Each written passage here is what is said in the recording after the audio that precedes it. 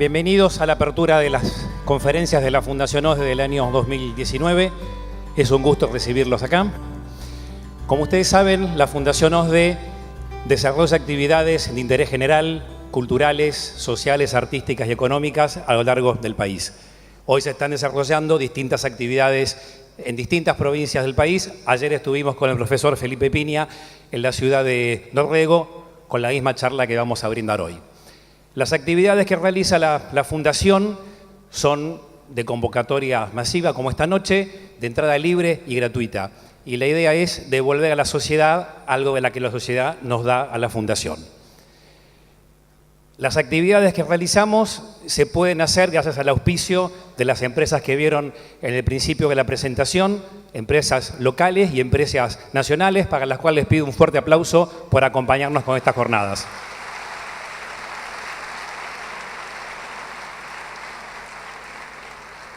Tercer año consecutivo que lo tenemos a Felipe en Bahía Blanca, cuarta charla, cuarta jornada con la Fundación, nuevamente en el mes de la mujer, y hoy nos va a hablar sobre el nuevo lanzamiento de su libro Mujeres Insolentes. Lo dejo con el profesor Felipe Piña.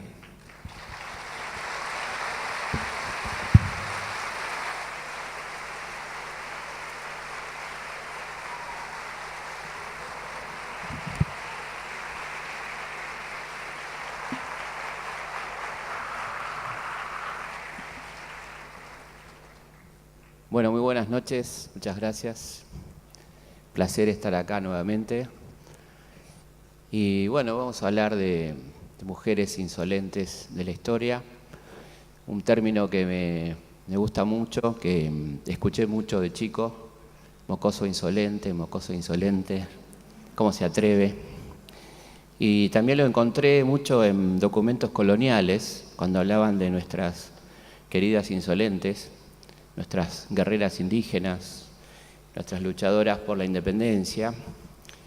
Y así que es un homenaje a ellas, estos dos libros, y a las insolentes actuales, por supuesto. Bueno, es una larga historia, espero que tengan paciencia. Y vamos a empezar un poco por los mitos, ¿no? Los mitos fundantes, tanto los griegos como los judeocristianos. A ustedes les tapa el micrófono, ¿no?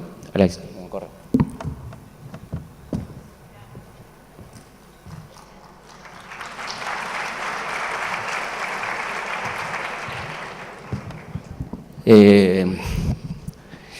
Bueno, recordemos que son mitos, ¿no? Son construcciones mitológicas. Empezamos por los griegos, donde Pandora es la primera mujer. Se ve que era un mundo de hombres al que los que se habían comportado mal de alguna manera, y los dioses como castigo le mandan a la primera mujer, que vendría a ser Pandora. Esta Pandora trae, ya empezamos mal, ¿no?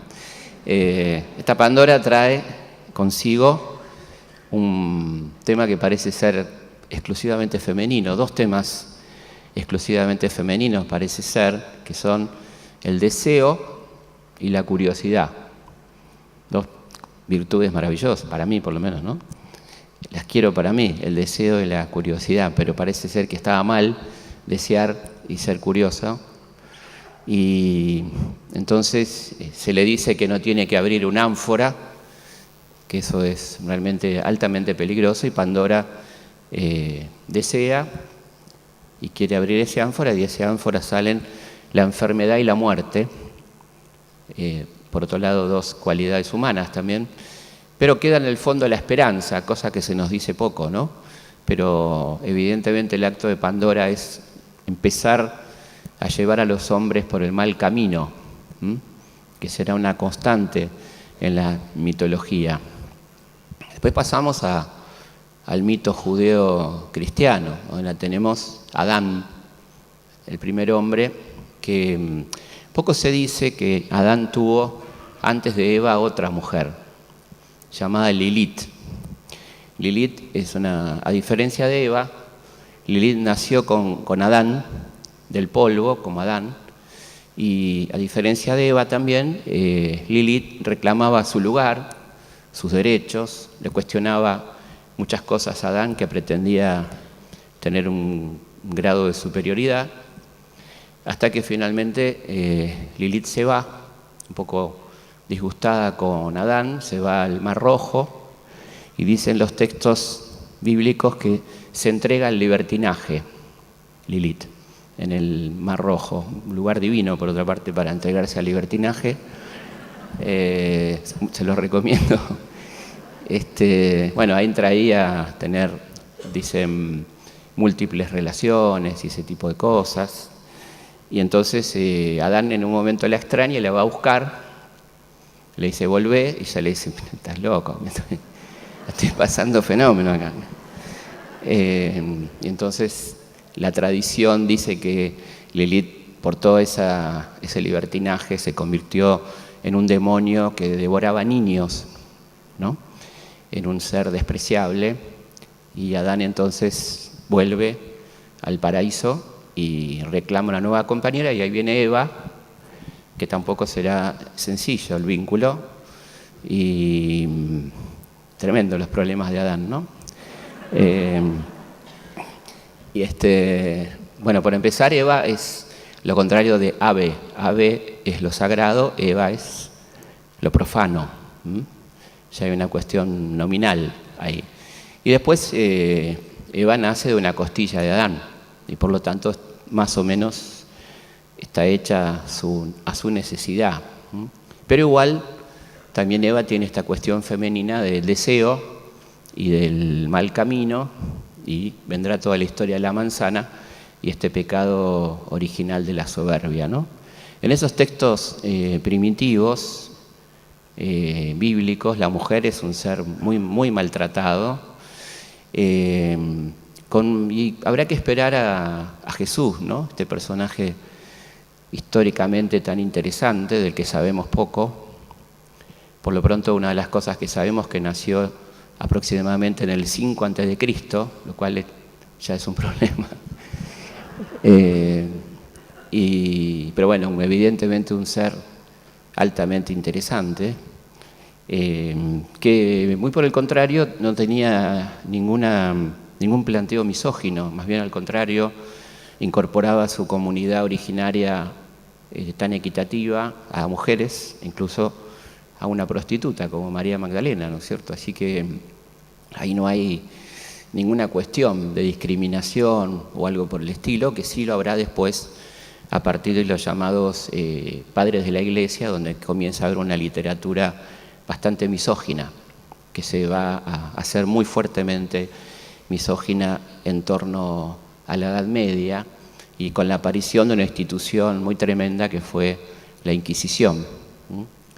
La Inquisición tenía por objeto el mantenimiento de la fe a ultranza, y ahí aparecía el concepto de hereje, donde las mujeres fueron particularmente perseguidas, ¿no? Hay un maravilloso libro de Georges Duby, un gran historiador francés, que habla sobre la historia de las brujas, y él dice que, curiosamente, en la Edad Media la hechicería la ejercían fundamentalmente los varones, y que sin embargo las que fueron a la hoguera fueron las mujeres.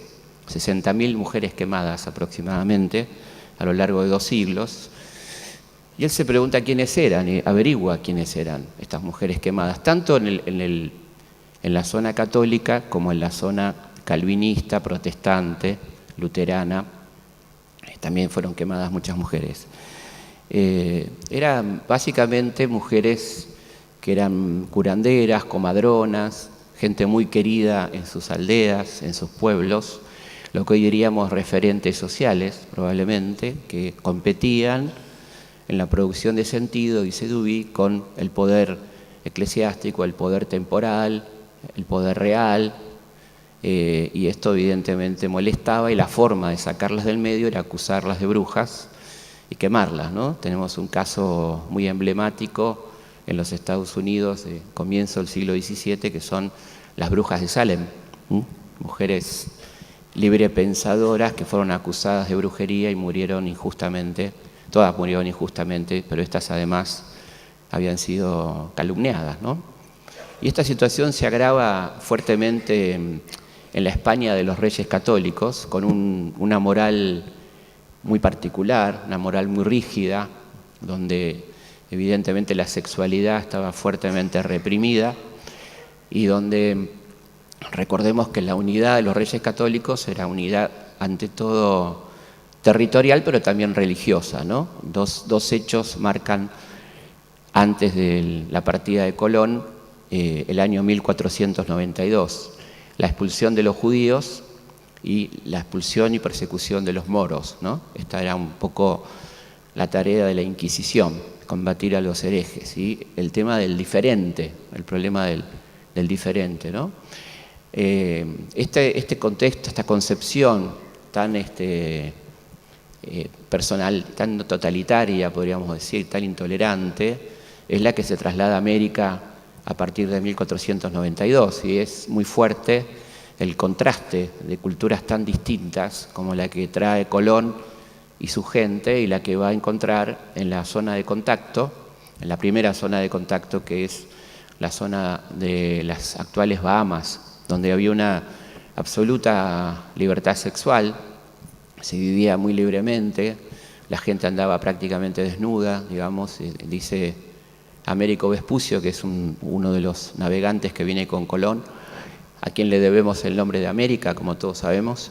Bueno, él dice que está muy impresionado con la belleza de las nativas, y es muy gracioso porque comienza todas sus crónicas diciendo, como te venía diciendo, o sea que el tipo estaba como loco, ¿no?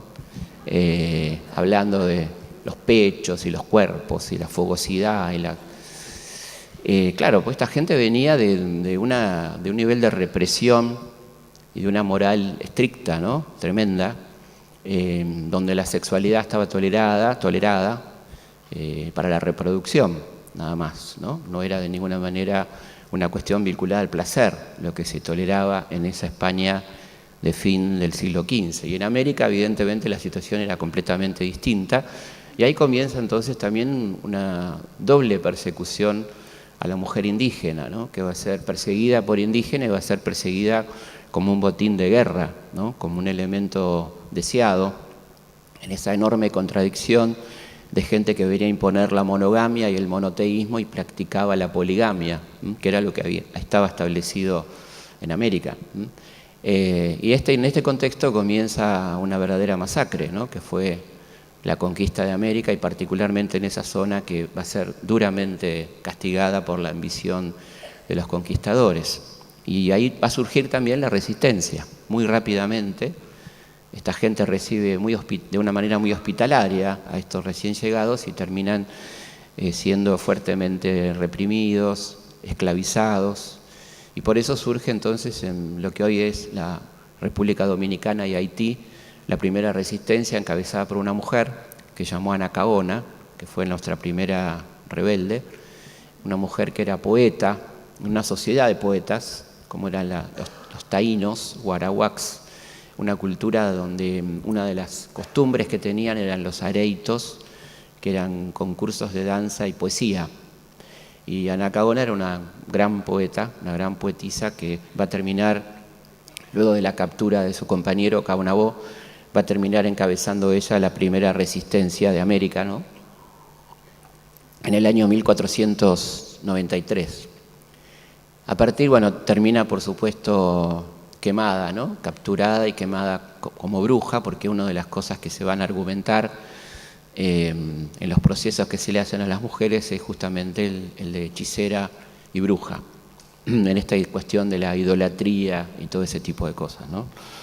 Que es interesante pensar que todavía hoy tenemos una forma de contar estos hechos muy particular, ¿no? Todavía hoy estos rebeldes son ignorados por la historia oficial, hablan de la llegada de los dioses, la aceptación, todo un terreno de enorme pasividad, que afortunadamente no fue así, pero aún los manuales siguen hablándonos de una manera tremendamente despectiva de las comunidades americanas, las naciones indígenas americanas, ¿no? Todavía nos dicen que no tuvieron arte sino artesanía, que no tuvieron religiones sino creencias, que no tuvieron lenguaje sino dialectos, es decir, una forma de rebajar desde el lenguaje, como bien nos enseñó nuestro querido Miguel Foucault, como el lenguaje nomina, nombra y determina, y por supuesto el uso del verbo en tiempo pasado,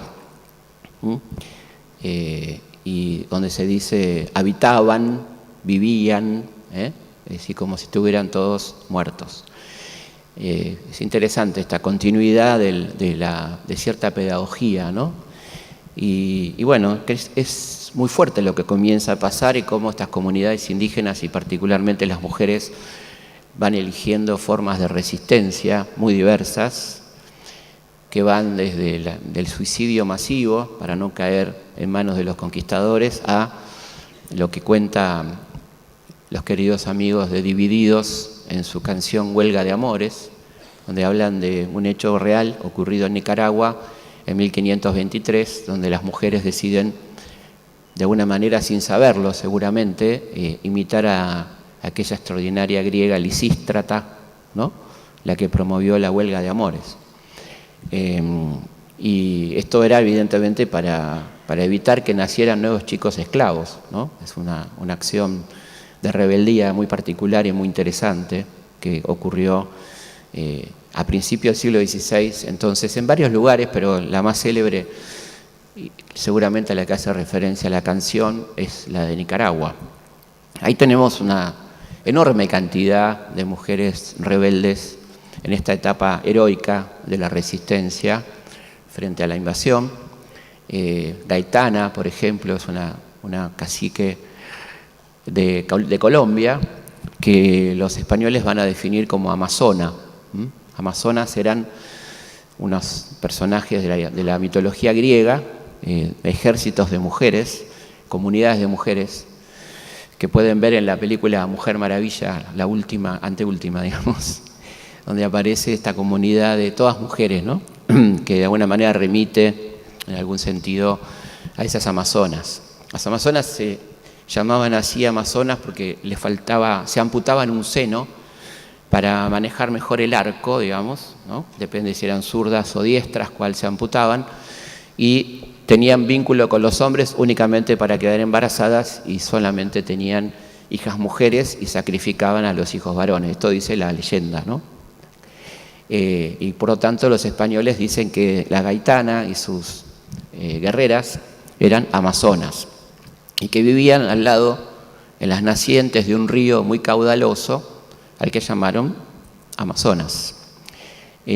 Así que nuestras amazonas, las primeras amazonas son de 1540, 1550, las mujeres de Colombia que se enfrentaron duramente a los españoles y mantuvieron esa zona libre, la zona del Cauca, durante 30 años sin que pudieran entrar los españoles, ¿no? Lo mismo va a pasar en nuestros valles calchaquíes, donde también la resistencia es una resistencia de 40, 50 años, son una zona que le cuesta mucho a los españoles conquistar también, ¿no?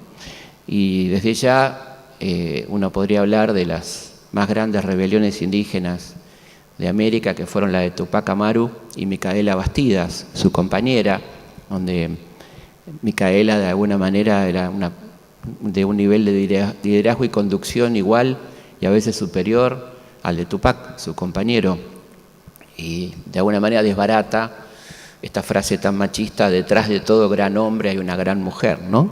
Este detrás denota una forma de mirar la vida, no solo la historia.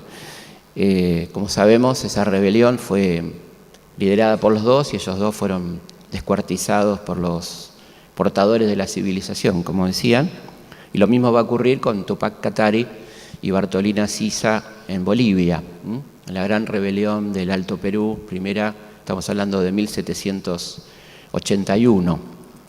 Es interesante cómo en el mundo también empieza a haber un movimiento de desobediencia, aparecen las primeras voces feministas, todavía tímidas, y hay un episodio altamente interesante que se da en París, donde se había producido la Revolución Francesa, y una mujer muy valiente, en el año 1795, habiendo leído Los derechos del hombre y del ciudadano, entiende que son en realidad derechos para los varones, porque las mujeres ni habían accedido al voto, ni a firmar sus libros, ni a poder firmar sus ideas en la prensa, ni a participar en política, a pesar de que la Revolución Francesa elige una iconografía esencialmente femenina. La república, la libertad, recordemos el cuadro de Delacroix, ¿no? La libertad guiando al pueblo, la efigie de la república, eran mujeres, pero eso no se traducía en una adquisición de derechos por parte de las mujeres. Así lo entiende Olympia de Gouges, que presenta un petitorio a la Asamblea de París por los derechos de la mujer y la ciudadana, 17 puntos en los que habla de la libertad política, participación activa en las decisiones, etcétera. ¿Qué le pasa a Olympia?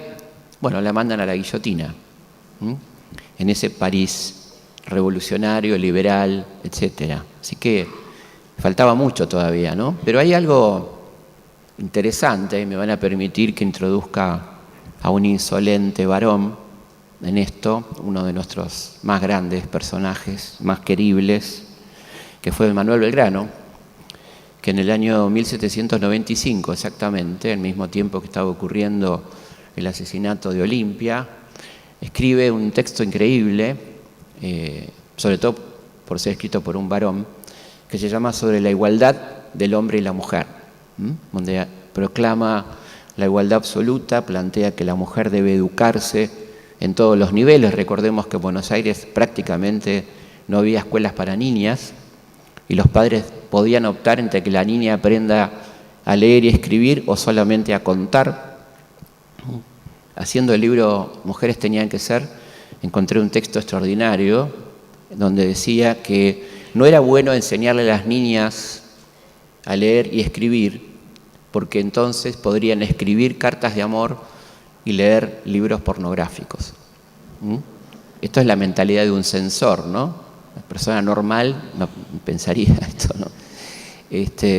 Así que había como un prejuicio de que la mujer aprenda a leer y escribir, y esto se manifestaba en la escasez casi absoluta de escuelas de niñas. Y en ese contexto Belgrano habla de que la mujer acceda a los 3 niveles de la enseñanza, que acceda a la universidad, que se pueda doctorar, etcétera, ¿no? Esto plantea nuestro querido Manuel Belgrano, un personaje extraordinario del que hemos hablado alguna vez aquí, nuestro primer economista, la primera persona que pensó la patria, seguramente, un economista que decía: los países civilizados se cuidan de no exportar materia prima sin antes transformarla localmente, porque de lo contrario estarían creando desocupación en el país exportador, o sea, nosotros, y trabajo en los países importadores, o sea, Gran Bretaña. Y terminaba diciendo: no exportemos cuero, exportemos zapatos. Esto dicho en 1795.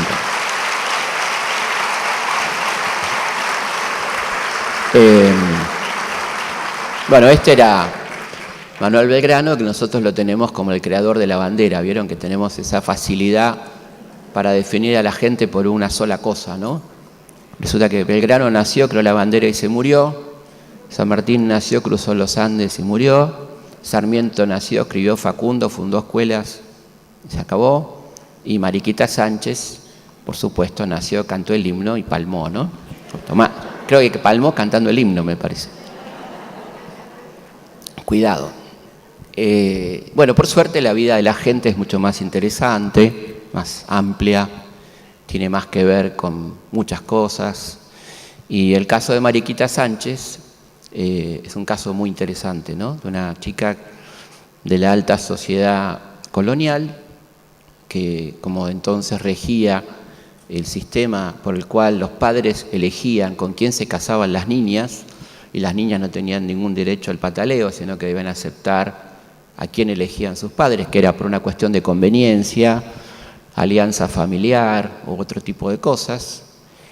Bueno, a Mariquita le habían elegido a un señor llamado Diego de Arco, que según ella era feo, gordo, jugador, o sea que no le gustaba.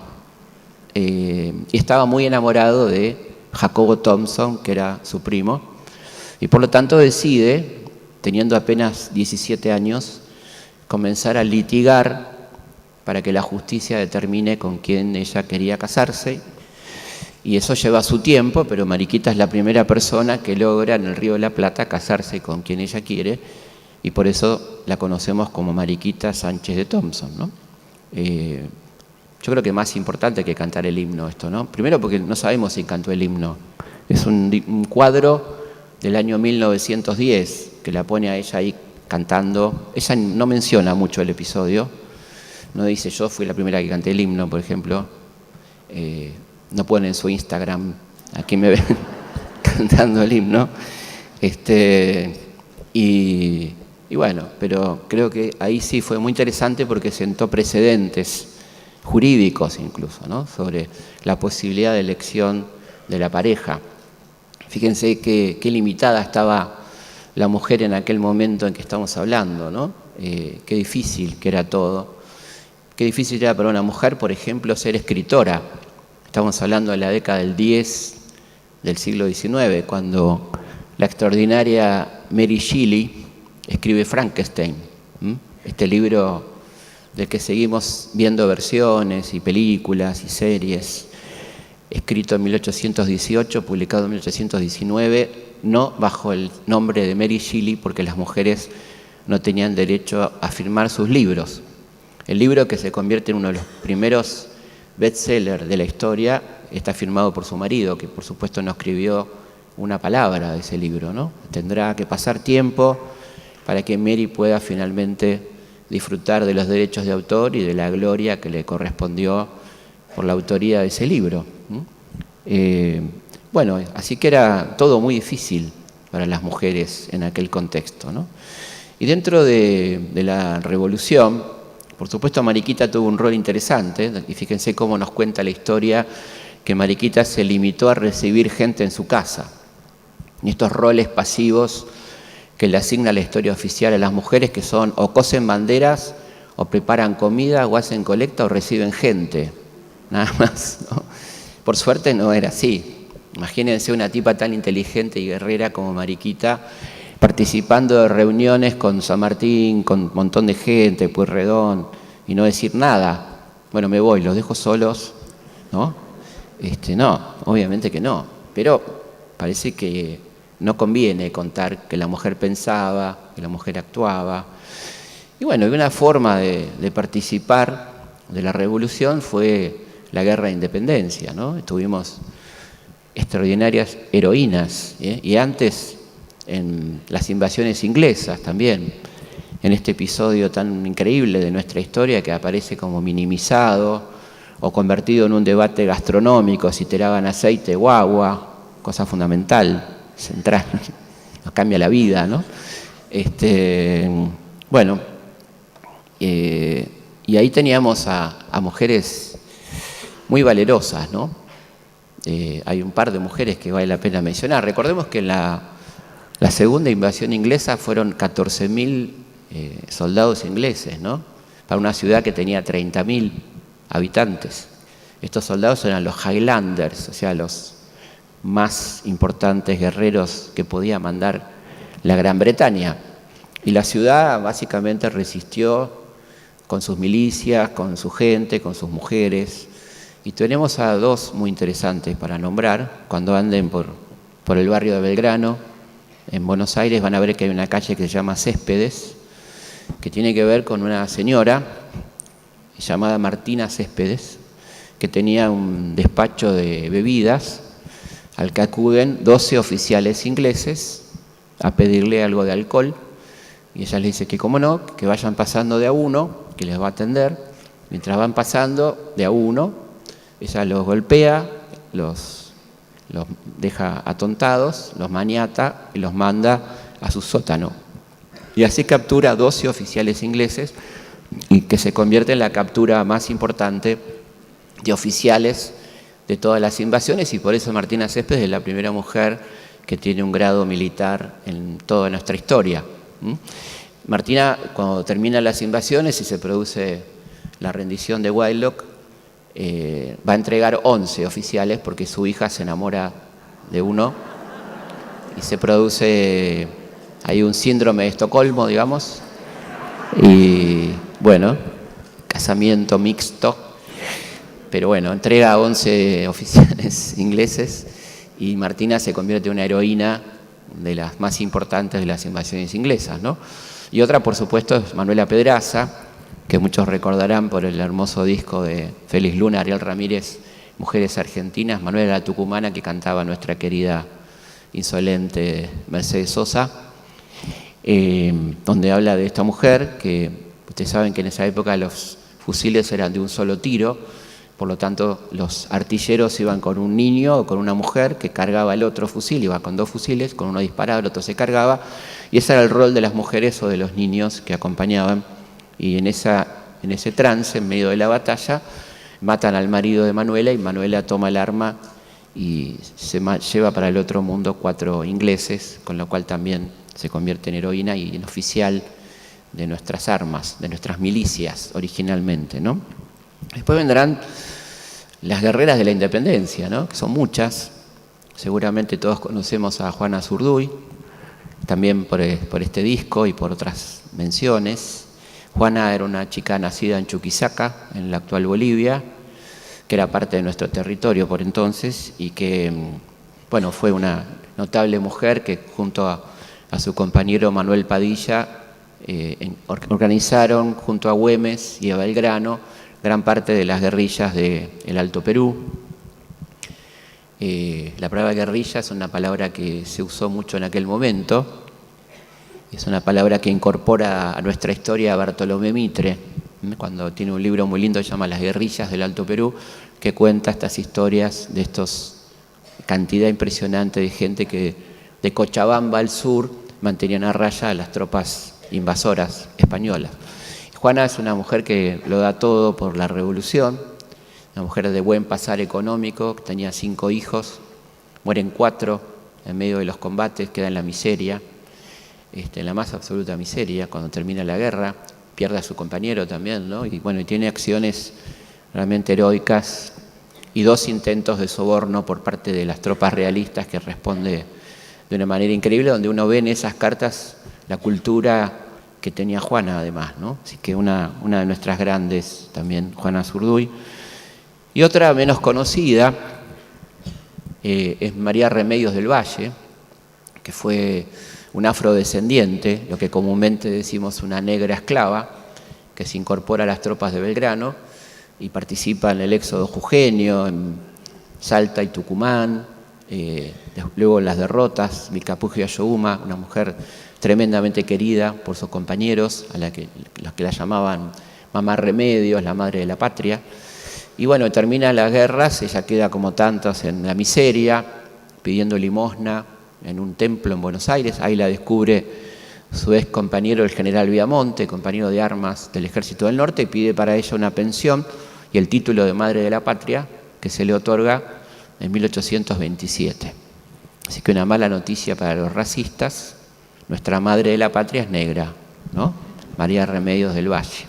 Pero claro, cuando se reescribe la historia argentina en torno a la década del 70, 80 del siglo XIX, a esa gente le pareció que era un poco digno tener una Madre de la Patria negra, sobre todo cuando estaban convocando una inmigración blanca, y María Remedios desaparece de la historia, ¿no? Nos quedamos huérfanos. Y hablábamos de la madre patria que vendría a ser España, ¿no? La madre de la patria complicada, un poquito abandónica, digamos, ¿no? Y bueno, pero por suerte cuando empezamos a retomar esta historia, a partir de 2011, cuando apareció Mujeres Tenían que Ser, hubo mucho interés de muchas escuelas que estaban cambiando su nombre, que tenían nombres como General Uriburu, ¿no? Que fue el primer golpista. Había varias escuelas que tenían esos nombres, y muchas escuelas empezaron, la comunidad educativa, a cambiar el nombre, y hay ya 10 escuelas que tienen el nombre de María Remedios del Valle, ¿no? Un lindo homenaje para esta mujer.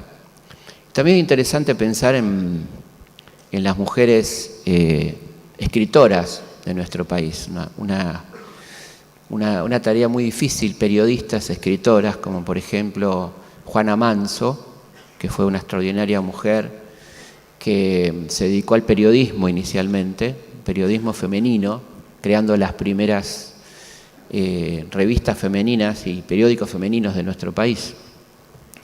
Cuando decimos femeninos no estamos diciendo algunas revistas que siguen circulando, ¿no? Donde dicen cómo adelgazar en 5 días o cómo conquistar a tu jefe, sino revistas femeninas que hablaban lamentablemente de temas que siguen siendo actuales, ¿no?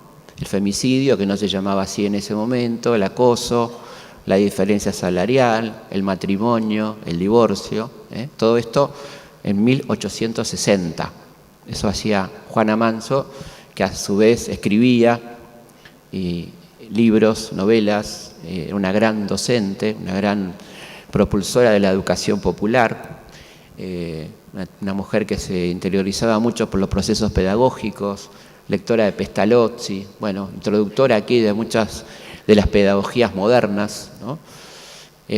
Gran colaboradora de Sarmiento en su momento y, bueno, muy combatida por sus conferencias, una mujer que era perseguida y combatida y que cuando muere no puede ser enterrada ni en la Chacarita ni en la Recoleta porque la declaran hereje y ahí la despide en el cementerio inglés donde finalmente la pueden enterrar su querida amiga Juana Manuela Gorriti, otra gran escritora, que son de las primeras que se animan a firmar, ¿no? A firmar sus libros, ¿no? Como también Eduarda Mansilla, la hermana de nuestro querido Lucio Víctor Mansilla, ¿no? Que tenían en común ser los sobrinos de Rosas, ni más ni menos. Y Sarmiento decía que a pesar de ser la sobrina de Rosas, era una gran escritora, ¿no? Tenía que admitir esta situación. Y estas escritoras van abriendo el cauce, ¿no? De un lenguaje femenino, de una forma de nombrar, una forma de hablar de los problemas de la mujer, de la temática femenina. Van animando a las mujeres a hacer otras cosas, ¿no? Y van apareciendo, por ejemplo, las universitarias, las corajudas universitarias, ¿no? Las primeras mujeres que ingresan a universidades, un reducto masculino tremendamente machista, tremendamente conservador. Una de ellas es Cecilia Grierson, una chica de familia escocesa que era maestra rural y que ve morir a una amiga y que siente que tremenda la falta de médicos y quiere estudiar medicina y se incorpora entonces a la facultad, siendo la única mujer en toda la facultad de medicina. Va a sufrir lo que hoy llamaríamos el bullying de sus compañeros, el maltrato de los profesores. El primer profesor que le toma un examen hace constar en actas, conste que le estoy tomando examen a un ser inferior. Cuando se recibe, que se recibe con las mejores calificaciones, le niegan la medalla de oro, no le dan cargos, tarda bastante en poder empezar a trabajar, nunca la habilitan a hacer cirugía, siendo ella una alumna aventajada, que se recibe ya le dije, con las mejores calificaciones, y será una extraordinaria médica dedicada fundamentalmente a atender niños con capacidades especiales y a formar enfermeras. Por eso hay tantas escuelas de enfermería que se llaman Cecilia Grierson, ¿no? O tantas salas de hospitales que se llaman como Cecilia, que además fue una de las primeras feministas que tuvimos en nuestro país, impulsora del feminismo, con otras importantísimas mujeres, como por ejemplo Alicia Moró, que luego será de Justo, Julieta Lanteri, Gabriela Coni, que son nuestras sufragistas y las luchadoras por los derechos de la mujer, los derechos cívicos, que son dos cosas distintas y complementarias. La primera lucha era por los derechos cívicos. La mujer había sido declarada incapaz por el Código Civil de 1871 de Dalmacio Vélez Arfiel. Es decir, la mujer no podía testar, no podía comprar, vender, no tenía capacidad decisoria, no tenía la patria potestad, por un lado. Los niveles de desigualdad jurídica eran extraordinarios. Por supuesto que esta incapacidad jurídica también la inhabilitaba para votar. Un ser incapaz no debería poder votar, seguramente, ¿no? Y esto se complementaba con algunas leyes tremendas, como la Ley de Matrimonio Civil de 1886, donde en el capítulo dedicado a la infidelidad establece que el hombre a simple denuncia puede denunciar la infidelidad de su mujer y constatarla, y que si la sorprende en el acto de infidelidad la puede matar sin ninguna consecuencia penal para él. Al revés, para que la mujer constate la infidelidad, el marido debe estar conviviendo en la casa marital con la amante. Cosa no muy común, qué sé yo, no sé. No sé si ustedes conocen muchos casos de tipo que lleva al amante a la casa, no sé. Así que fíjense el nivel de desigualdad brutal que había en ese momento, desigualdad que va a continuar hasta 1926, donde se va a modificar el código. Es decir que cuando hablamos de derechos cívicos son previos a los derechos electorales. Por eso estas luchadoras socialistas, anarquistas, luchan primero por los derechos cívicos.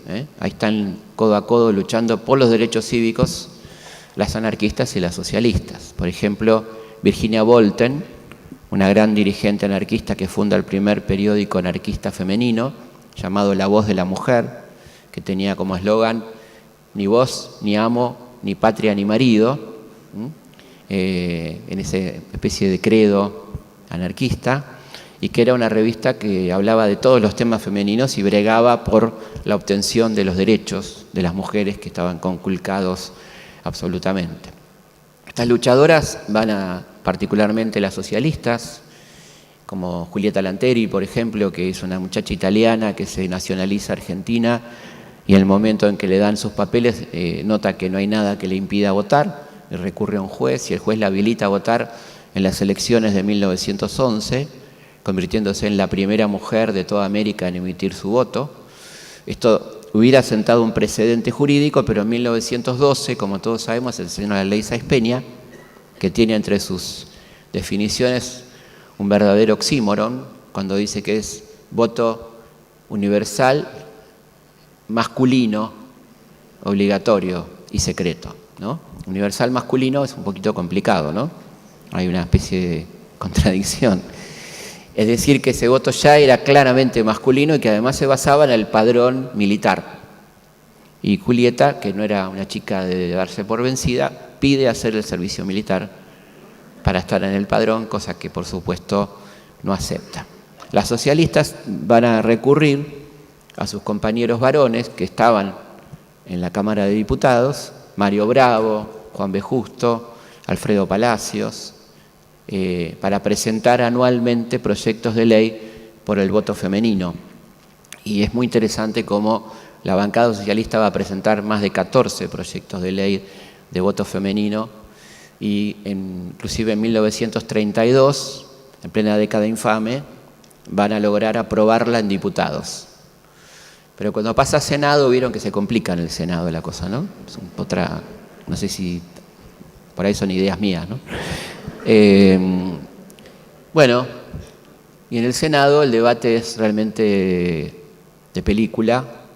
Está ahí, por ejemplo, el senador Pancho Uriburu, que es el tío del dictador Uriburu, aquel que derrocó a Irigoyen, al que le decían Fonpepe.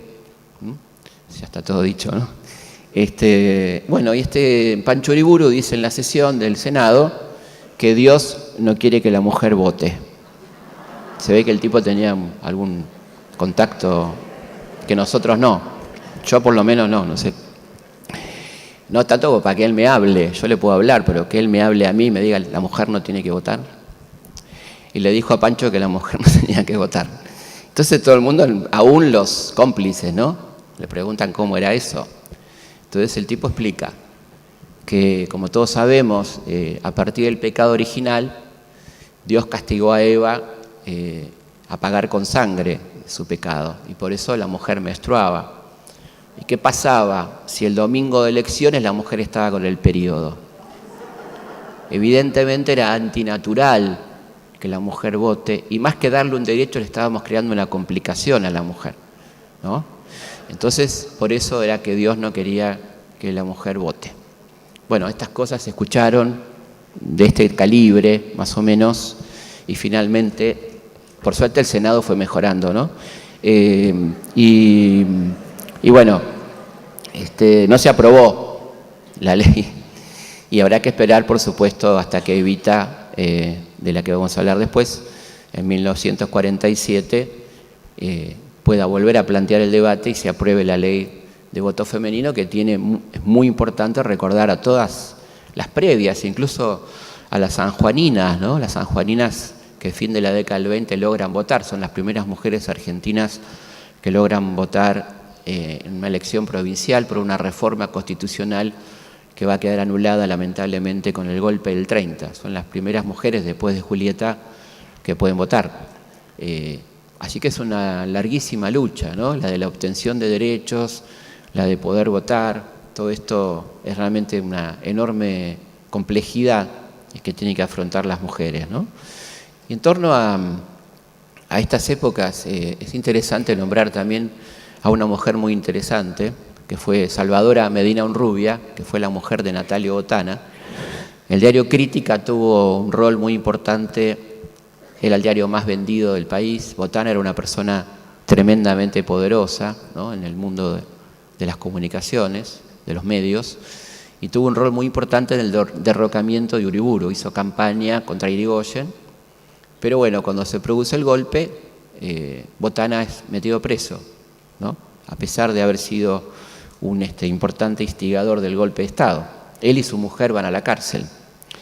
Y entonces, por un artículo donde el diario Crítica denunciaba las torturas que estaba cometiendo el comisario Lugones, que es el hijo de Leopoldo Lugones, ¿no? Como ustedes saben, Polito Lugones, el introductor de la picana eléctrica en los interrogatorios.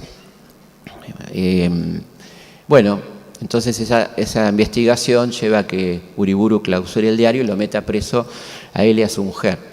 Salvadora Medina era una importante dirigente anarquista, a pesar de ser la mujer de Botana, y bueno, va a la cárcel, y en la cárcel, cuando se enteran muchos escritores de que está en la cárcel, piden clemencia para con ella, y entonces ella se enoja mucho porque dice que no se le puede pedir clemencia a un ser tan repugnante como el dictador Uriburu, y le manda una carta impresionante a Uriburu de una enorme valentía, donde le dice que lo separa una especie de karma, y le dice: no se preocupe, general, que no es un explosivo.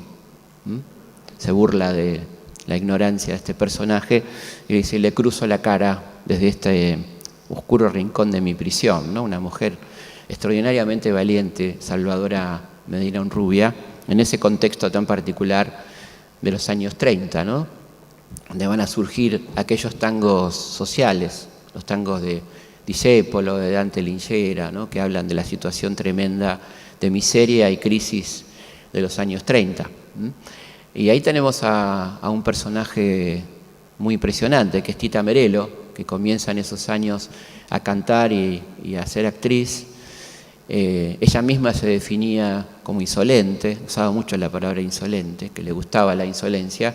Ella decía que nadie le había enseñado el tango, que su vida era un tango, ¿no? Que había vivido muy dramáticamente, una mujer notable, Tita, que además, como me recordaba mi querido amigo Daniel López Rossetti, cuando hicimos Historia Clínica, fue una mujer que hizo una enorme campaña y salvó muchas vidas con el tema del Papa Nicolau, que muchos se burlaban de ella cuando decía hacete el Papa Nicolau, y que era un examen para algunas mujeres en ese contexto tan conservador, vergonzante, y que salvó muchísimas vidas también Tita, ¿no?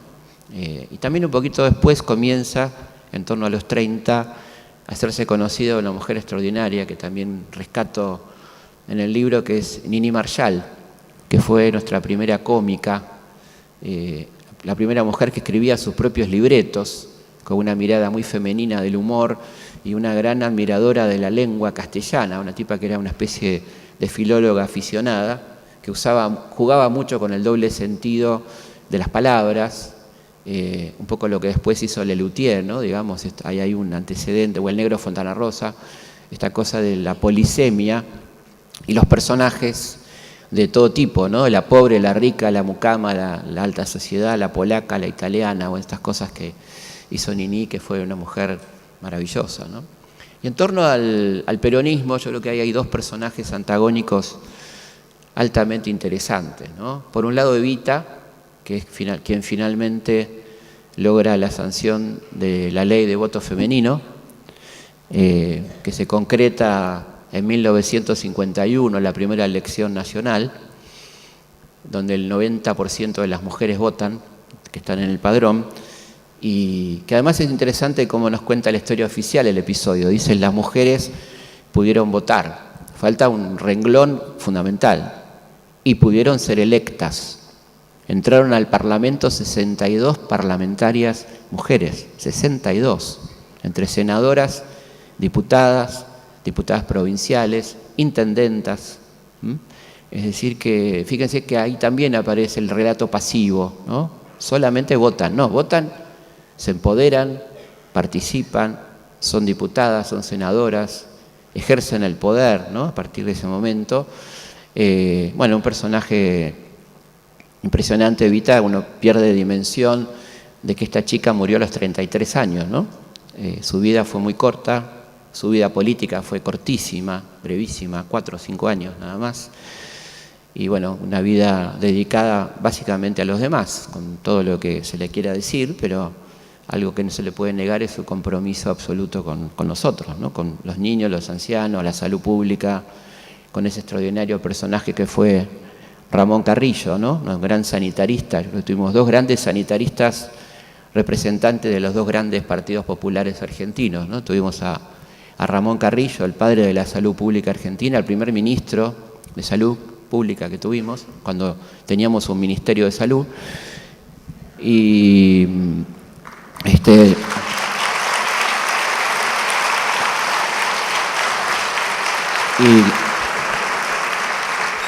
el otro, un gran dirigente radical, Oñatibia, junto con otro interesantísimo personaje que fue don Arturo Ilia, médico también, médico rural, médico ferroviario, que hizo una de las leyes más valientes, ¿no?, que tuvimos acá, que fue la ley de medicamentos, que le valió el derrocamiento por el golpe cívico-militar del 66, ¿no? Bueno, digo, en aquel contexto, todo lo que se hizo.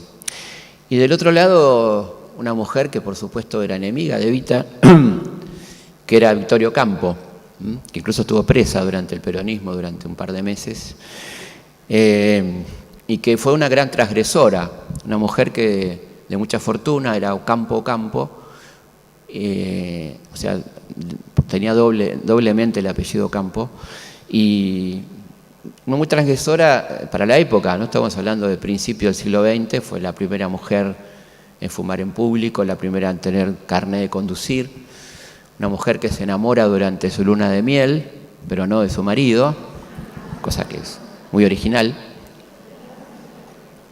que va a ser el amor de su vida después, porque también a ella la habían obligado a casarse con un novio que no quería. Y bueno, va a dedicar su fortuna, que era mucha, a la cultura, ¿no? A promover la cultura a través de una extraordinaria revista que fue la revista Sur, una revista de las más importantes de lengua hispana. Así que un personaje muy interesante, y que alguna vez a alguien se le ocurrió cruzarla con Evita en esa hermosa obra que era Eva y Victoria, que hacían China Zorrilla y Soledad Silveira, que estaba buenísima, porque era un diálogo imaginario entre estas 2 mujeres tan potentes y tan diferentes, donde había algunos puntos en común, más allá de las enormes diferencias que las separaban, ¿no?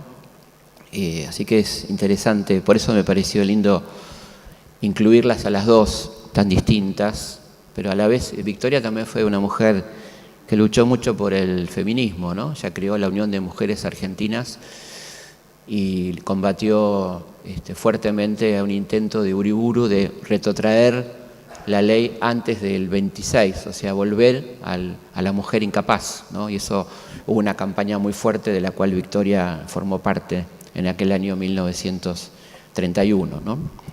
Bueno, el libro son 56 historias de mujeres muy diversas, que traté de elegir distintos rubros.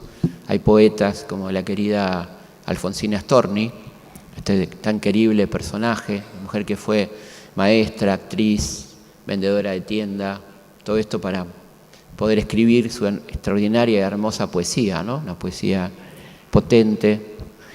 de una enorme incomprensión social, porque ella habría sido madre soltera y eso era una especie de baldón en aquel momento. Nunca se lo perdonaron, digamos, además de ser una gran librepensadora, y fue la primera mujer en entrar en la Peña del Tortoni, que era un círculo de poetas donde estuvo, por ejemplo, Borges, donde estaba Roberto Ar, González Tuñón. Bueno, ella fue la primera mujer en ingresar y ahí lo conoce a Federico García Lorca, que se lleva su poesía a España. Y qué destino trágico, ¿no? El de Federico, por un lado, fusilado por los franquistas en el 36, y el de Alfonsina, que bueno, escribe este maravilloso, entre otros hermosos libros, que se los recomiendo y que están todos gratis en internet.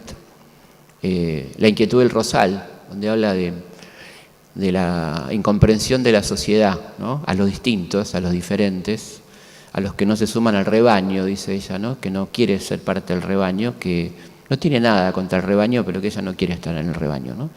En un poema que se llama La Loba, hermoso poema. Y finalmente, bueno, después de pasarla muy mal y de tener problemas personales, físicos y amorosos, decide quitarse la vida y escribir ese poema maravilloso que es Voy a dormir, en el que está basada la canción preciosa de Félix Luna Ramírez, Alfonsina del Mar, ¿no? Está muy basado en ese último poema, ¿no?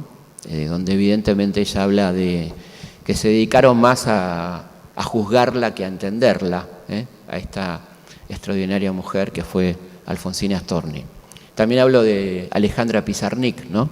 Una extraordinaria poeta tremendamente incomprendida, una de las mejores poetas argentinas que también se suicidó.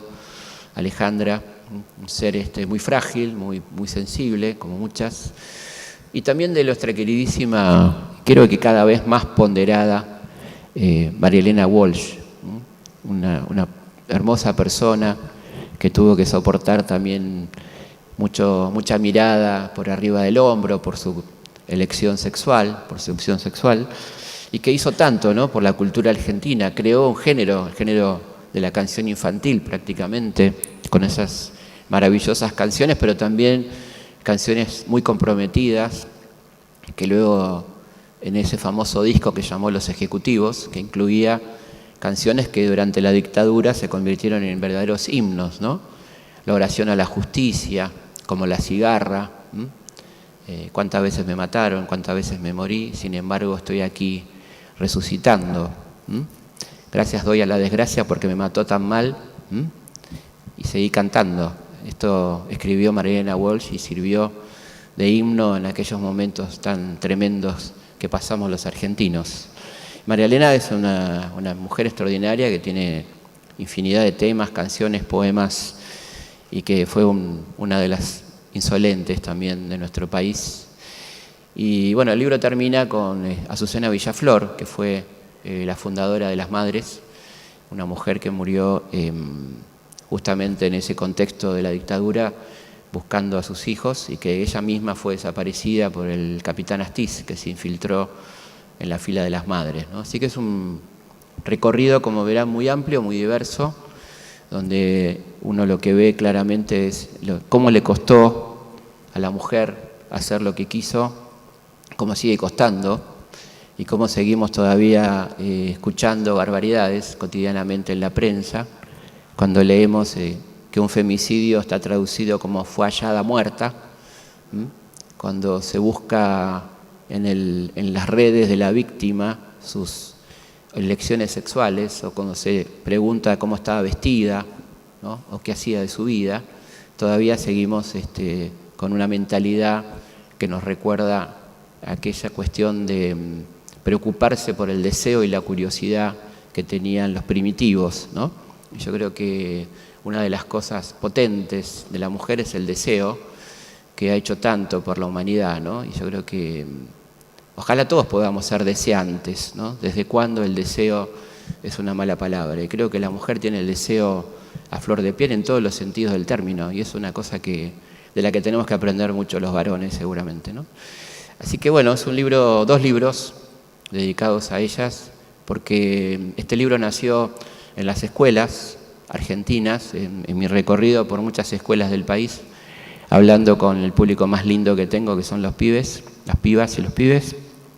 Y ahí me iban preguntando por qué no estaban en los libros, por qué no aparecían estas mujeres en estas charlas fantásticas que tengo con los chicos, que son la cosa más linda que puede haber en el mundo, y donde tengo conversaciones del estilo de, por ejemplo, hace 2 semanas, en Rafael Castillo, partido de La Matanza, una escuela pobrísima, de las calificadas por el Ministerio de Educación de alto riesgo, no sé qué, riesgo para quién, digamos, donde estaba yo hablándoles de la época de la colonia. Entonces les decía, en esa época no había luz, no había agua corriente, las calles eran de tierra y se para uno, me dice, como ahora. Así que es muy lindo hablar con ellos, muy lindo, muy interesante sus preguntas, son realmente maravillosos. Y ahí surgió un poco la idea de este libro, que tiene estos 2 libros que tienen un giro infanto-juvenil, son para todo público, pero están muy particularmente dedicados a las chicas y a los chicos que querían conocer estas historias de mujeres que no aparecían ni en los manuales ni en sus libros, ¿no? Entonces preguntaban por qué no estaban y que ellos querían que estén. Así que por eso he dedicado a ellos estos 2 libros. Bueno, muchísimas gracias. Muy buenas noches.